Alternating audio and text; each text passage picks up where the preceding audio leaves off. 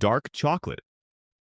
The cacao tree was first cultivated by the Olme in Mesoamerica around 1500 BCE, and the Mayans and Aztecs prized cacao beans so highly they used them as currency.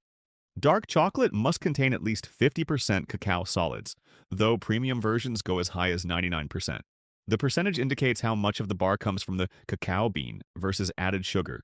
Belgian chocolatiers in the 19th century pioneered the smooth texture we know today by inventing the conking process, which grinds the chocolate for hours or even days. The higher the cacao percentage, the more pronounced the flavor notes become. Some taste fruity, others earthy or nutty, depending on where the beans were grown. Milk chocolate. In 1875, a Swiss chocolatier named Daniel Peter spent 8 years trying to combine milk with chocolate, but the water and milk kept causing the mixture to spoil or separate. His breakthrough came when he partnered with his neighbor Harry Nestle, who had invented powdered milk, and together they created the first stable milk chocolate.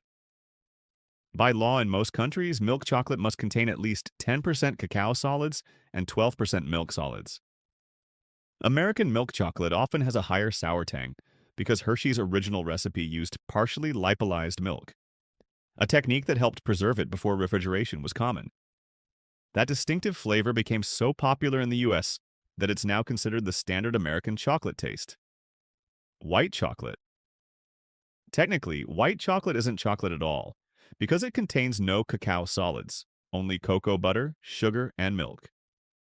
Nestle introduced it commercially in 1930 with the GIC bar in Europe.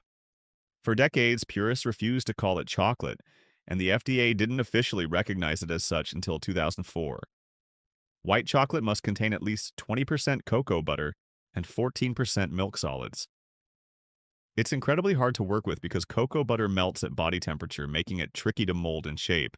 Some chocolatiers consider it more of a canvas than a flavor, using it to carry other ingredients like vanilla, matcha, or freeze-dried fruit.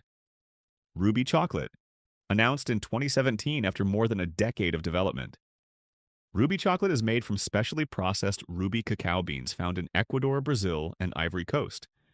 The beans naturally contain precursors that, when processed without fermentation, create a pink color and berry-like flavor. No added coloring or fruit flavoring required. It took Barry Callebaut about 13 years to figure out how to unlock this flavor profile. Ruby chocolate has a tart, slightly sour taste that some describe as reminiscent of red berries or citrus. It must contain at least 47.3% cocoa products to meet chocolate standards, sitting somewhere between milk and dark chocolate in composition. Blonde chocolate, also called caramelized white chocolate. This variety was accidentally discovered by French pastry chef Frédéric Baud in 2006 when he left white chocolate in a bain-marie for too long. Instead of burning, the milk solids caramelized, turning the chocolate golden and giving it a rich, toasty flavor with notes of shortbread and salted caramel. Valrhona later commercialized it as Dulce in 2012. The Maillard reaction, the same chemical process that browns meat and toasts bread, transforms the milk proteins and sugars during hours of gentle heating at around 120 degrees C. The result tastes like a cross between white chocolate and butterscotch, with a depth that white chocolate normally lacks. Modica chocolate. This grainy, rustic chocolate comes from the town of Modica in Sicily, where the recipe has remained virtually unchanged since the 16th century, when the Spanish brought it from the Aztecs.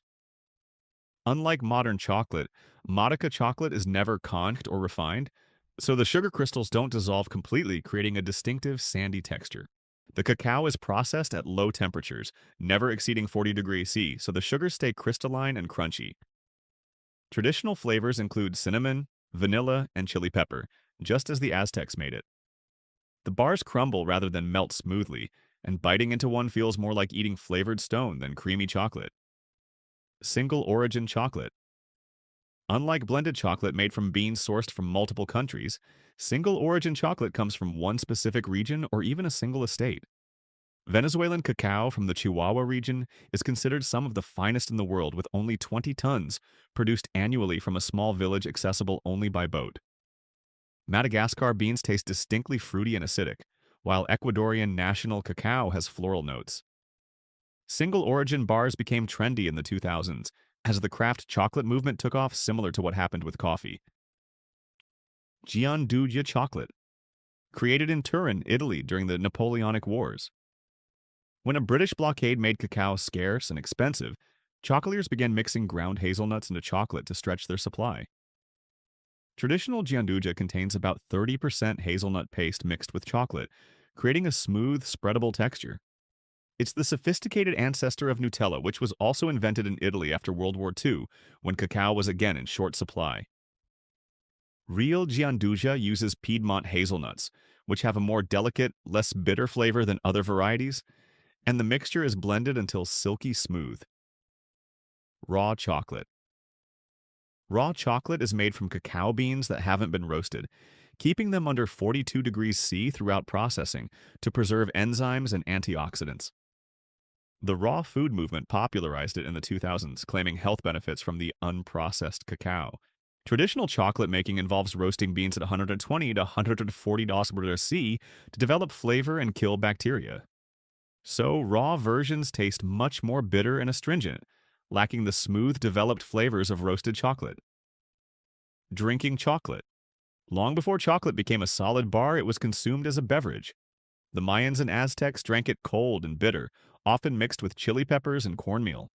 When Spanish conquistadors brought cacao to Europe in the 1500s, they added sugar and served it hot, and it became a luxury drink for aristocrats.